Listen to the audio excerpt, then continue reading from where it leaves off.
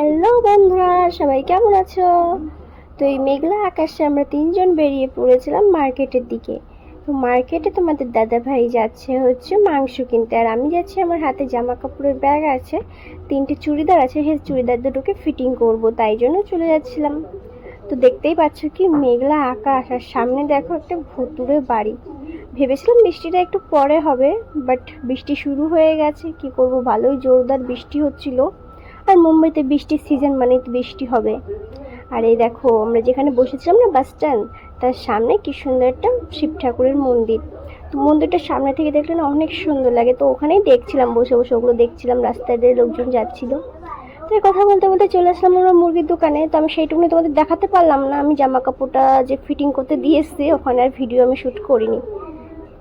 তারপরে দেখো মাংস কিনতে কিনতে একটা হিজড়া মাসি চলে এসেছে, ইনার একটা সাথে আরেকজনও ছিল, সে অন্য আরেকটা দোকানে গেছে।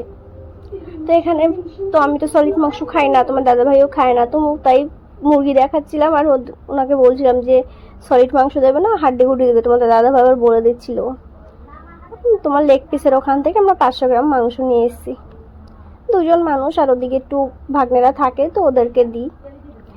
তো এখানে আমরা মাংস টাংস নিয়ে চলে এসেছি প্যাকিং করে। তো সাইডে আজকে যাওয়ার কথা, ভিডিওটা কালকে।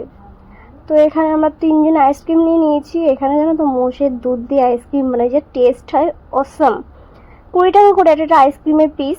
আমরা যেগুলো আগে 5 টাকা করে 10 টাকা করে খেতাম, সেগুলো এখন 20 টাকা করে এখানে। কিন্তু আলাদা, কারণ দুধ আলাদা, জিনিসটা হেভি টেস্ট ছিল খেতে।